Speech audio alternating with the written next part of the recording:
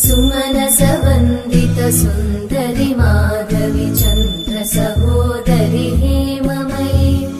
मुनिगणवन्दित मोक्षप्रदायिनि मञ्जुळभाषिणि वेदनुते पङ्कजवासिनि देव सुपूजित सद्गुणवर्षिणि शान्तियुते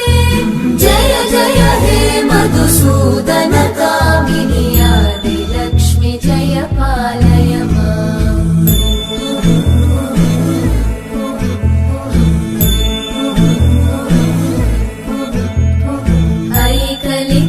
ऐकलिकल्मषनाशिनि कामिनि वैदिकरूपिणि वेदमये